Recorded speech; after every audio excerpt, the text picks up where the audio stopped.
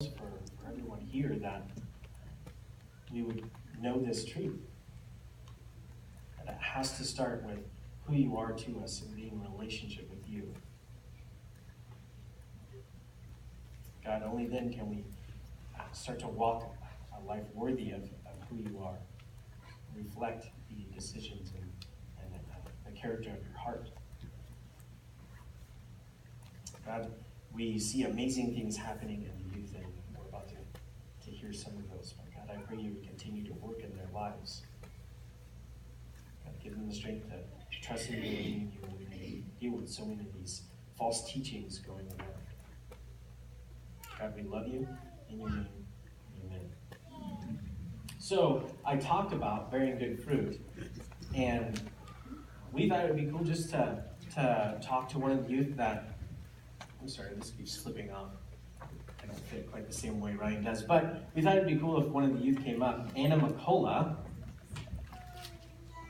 and she's going to talk about something she's been able to do and go experience. Okay. If you don't know, this is Anna McCullough. She's awesome.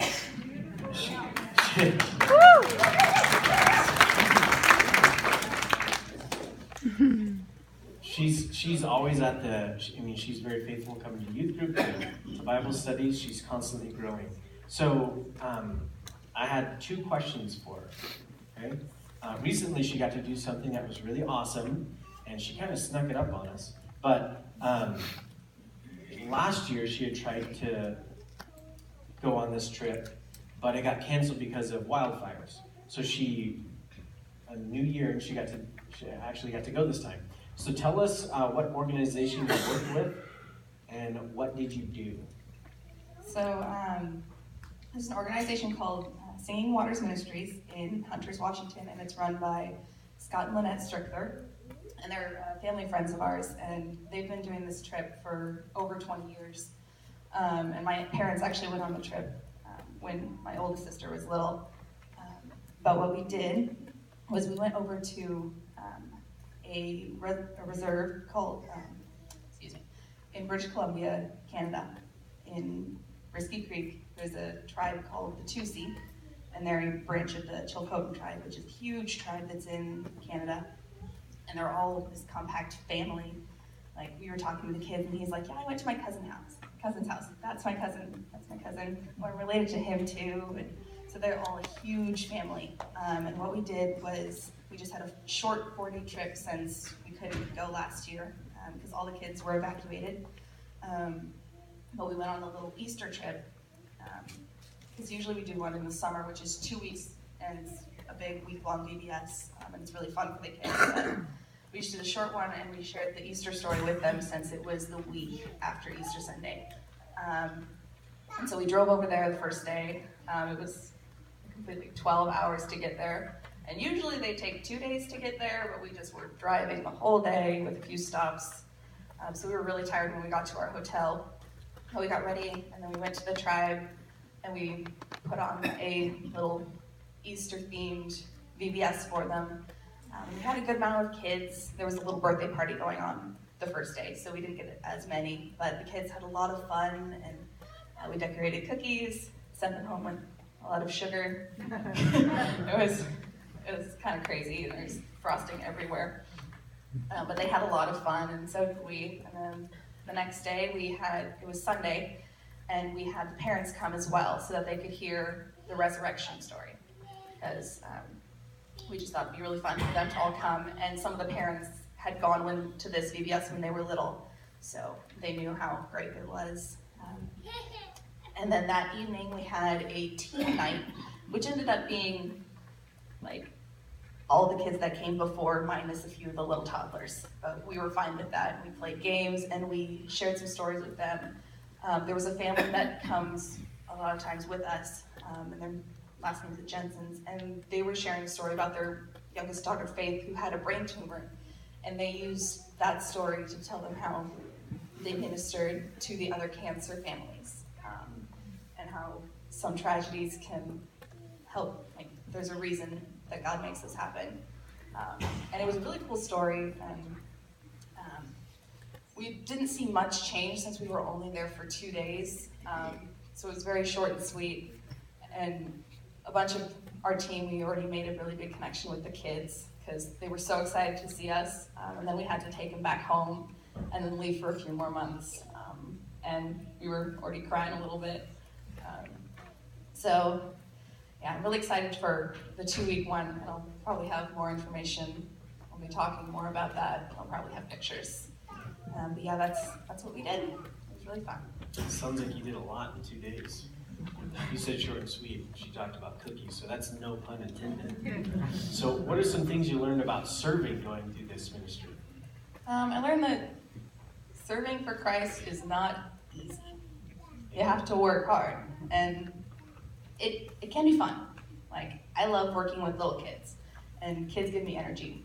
But dealing with kids for multiple hours, the energy runs down. You gotta rely on God to give you that extra pep in your step when you're doing game time and they're trying to drag you everywhere because they like you. So it's definitely hard work, but it's worth it in the end. All right. Well, thank you, Anna. And would you join me in praying for her? God, thank you for how you're working in Anna's life, how she trusts in you and going on this trip to spread your word to kids who may not have heard it yet. God, I pray that you continue to speak to her, grow in a personal relationship with you. God, we love you and we thank you for how much you love him. In your name, amen. Our next testimony is a little unique. We don't often get, it's just an age group that they usually move away after high school, and then we see them maybe after they have families or a little bit older and come back. But this individual, Annie, she serves as part of our youth team, and I joke around calling her a junior leader, which she really doesn't enjoy. But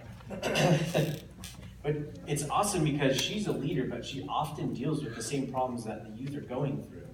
So it's a unique way for them to relate to her. Annie couldn't be here. She's enjoying the beaches of California right now. She was in a wedding, so we recorded her responses to the questions I asked her. So if you just watch and enjoy. Annie, you've been serving and worshiping at the Tonasket Free Methodist Church for about 8 months. Where did you move from, and who are you related to? I moved from California, Riverside County, and I came to move in with my grandparents, Earl and Laura. What are the joys, and what are some of the hard things about serving in youth ministry? One of the joys is definitely being able to see God work in impossible situations, and just being able to be a light for these girls and these guys.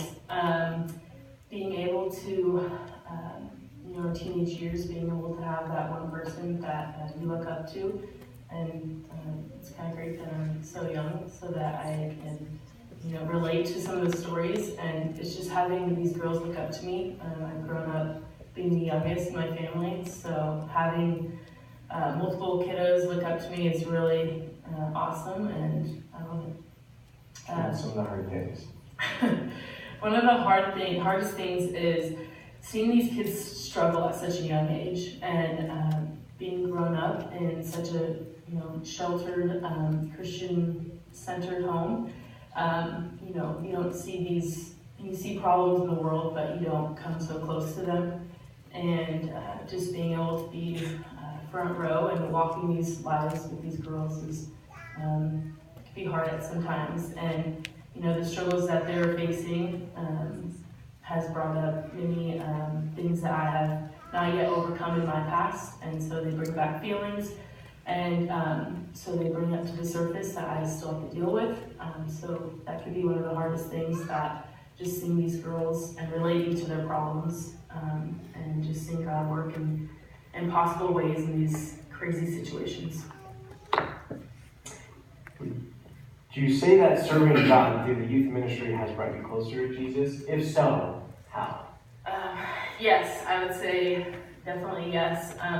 I think that last 8 months of me being a leader I have grown so much, and much more than in my 19 years of life, and I've been a Christian ever since, but just in the last 8 months, I think has been a huge stretching period for me every day.